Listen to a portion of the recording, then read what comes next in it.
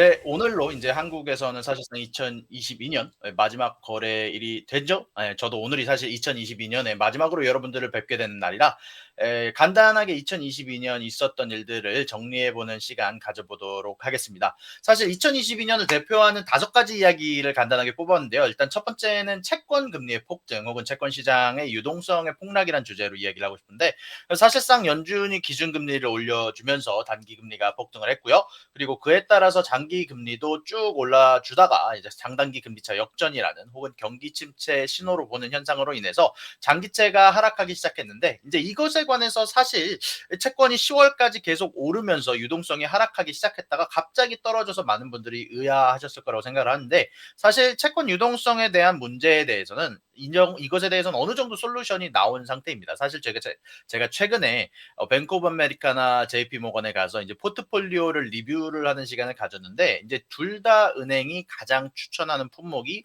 채권이더라고요.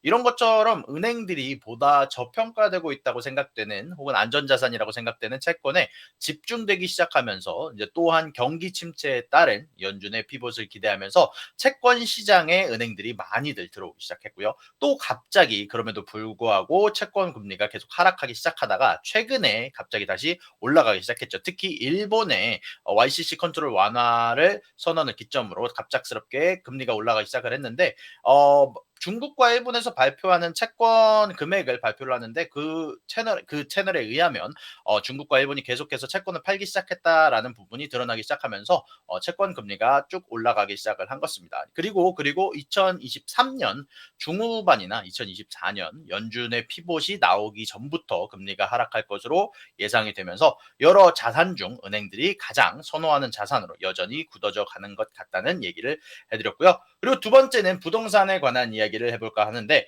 사실 모든 사람이 알다시피 부동산은 금리가 인상함에 따라서 케이스 실러 지수에 의하면 7월 달에 고점을 찍은 뒤 계속해서 하락하고 있는 추세이고요. 그리고 사실 럭셔리한 집들 기준으로 엄청난 폭락이 이어지고 있는 상황입니다. 이게 어느 정도냐면요.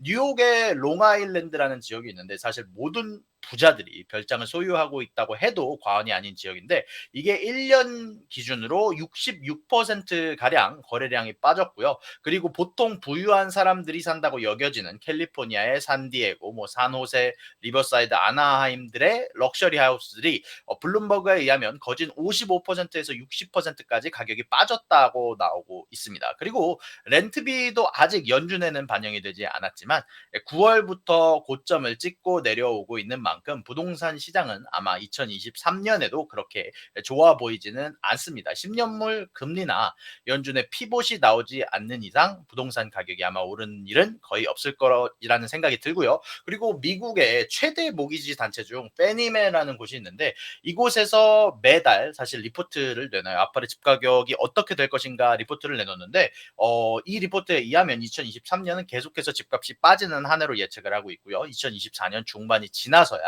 부동산 가격이 오를 것이라고 예측을 하고 있더라고요.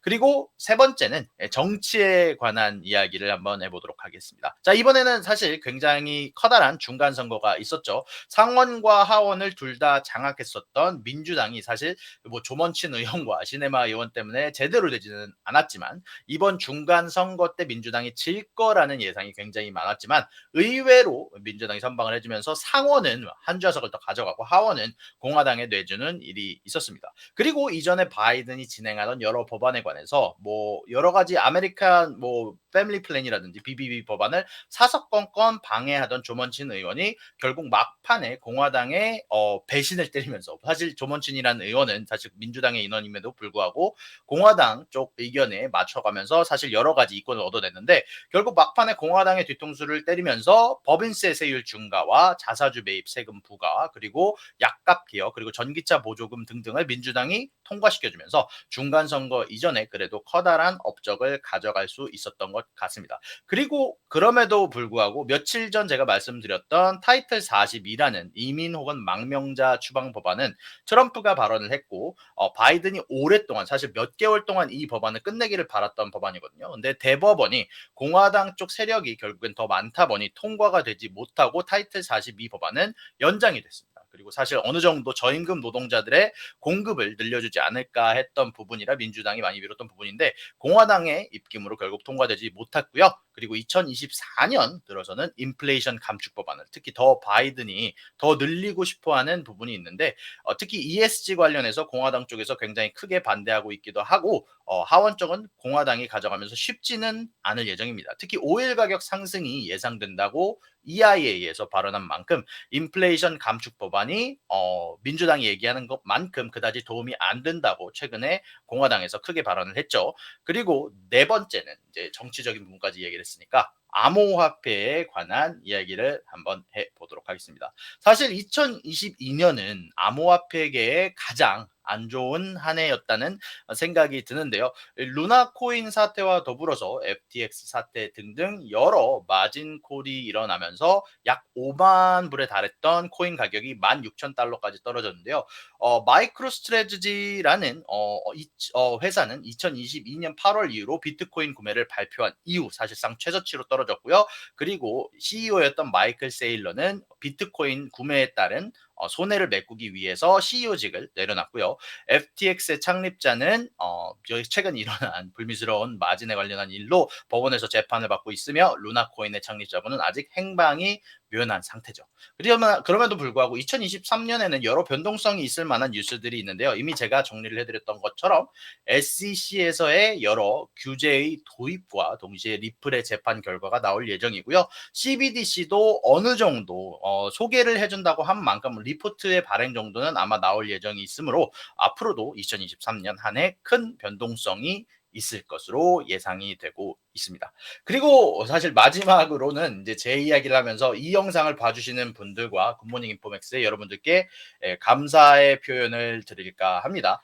굿모닝 인포맥스가 2022년 9월에 역사적인 개편 오픈을 했고요. 그리고 얼마 안 돼서 9월 말에 초대해 주시고 항상 뒤에서 도와주시는 PD님들과 작가님들 그리고 앵커님들과 대표님까지 그리고 오늘 참여해 주시는 여러분들까지 덕분에 제가 혼자서 말을 하고 혼자서 이야기를 하던 유튜브라는 골에서 방송이란 환경까지 잘 적응하는데 여러분들의 도움이 정말로 컸던 것 같습니다. 그리고 앞으로도 굿모닝 인포맥스 많이 시청해 주시길 바라고요. 그리고 여러분들의 의견과 여러 가지 이야기들 꼭 코멘트와 채팅창에 남겨주시길 바라면서 저는 2023년에는 더 유익한 정보와 재미난 이야기 전달해 드리도록 약속드리면서 저는 여기서 여러분들께 인사드리도록 하겠습니다. 여러분들 감사합니다.